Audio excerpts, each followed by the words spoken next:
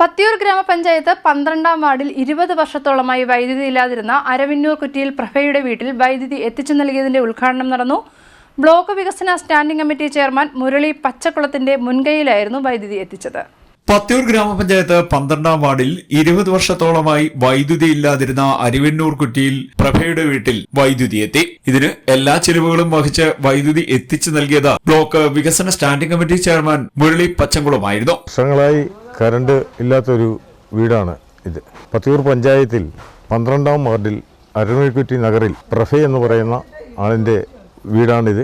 ഇത് ഒരു 10-20 വർഷം കൊണ്ട് ഈ വൈദ്യുതി ഇല്ലാതെ കിടക്കുന്ന വീടാണ്. ഇപ്പോൾ 8 വർഷമായി പ്രഭ ഇവിടെ താമസിക്കാൻ തുടങ്ങി. അന്നു മുതൽ വൈദ്യുതിക്ക് വേണ്ടി നമ്മളിൽ എല്ലാവരും പ്രവർത്തിച്ചുകൊണ്ടിരിക്കുകയായിരുന്നു. എന്നാൽ ഇതിനകത്ത് പ്രമാണങ്ങളോ മറ്റേ പട്ടയാധാരമാണ്. ആ ആധാരത്തിന് കരക്കുറി അങ്ങനെയൊന്നുള്ളതൊന്നും ഇല്ലാത്തതിനാൽ ഈ കറണ്ട് കിട്ടാൻ വളരെ ബുദ്ധിമുട്ടായിരുന്നു. എന്നാൽ ഒരു 3 മാസത്തെ നമ്മുടെ പ്രവർത്തനഫലമായി ഇലക്ട്രിസിറ്റിയിൽ നിന്നും നമ്മുടെ വില്ലേജിൽ നിന്നും ഒക്കെയുള്ള സഹകരണത്തോടു കൂടി ഒരു സാമ്പത്തിക ചെലവ് ഈ പ്രഭയ്ക്ക് ഉണ്ടായിട്ടില്ല. എല്ലാ സാമ്പത്തിക ചെലവും നമ്മൾ വഹിച്ചുകൊണ്ട് ഇവിടെ ഇന്നലെ വൈകുന്നേരം ഇലക്ട്രിസിറ്റിയിൽ നിന്നും കറണ്ട് കൊടുത്തതാണ്. അതിന്ന് ഔപചാരികമായി ഇതിന്റെ ഉദ്ഘാടനം നിർവഹിച്ചിരിക്കുന്നു. വൈദ്യുതി എത്തിയതിന്റെ ഉദ്ഘാടനം നടത്തി. പ്രദീപ്, ആശ, രാജീവ്, സുജിത്ത്, പ്രഭ, രാജമ്മ, രാധാമണി, രഞ്ജിത്ത് എന്നിവർ പങ്കെടുത്തു.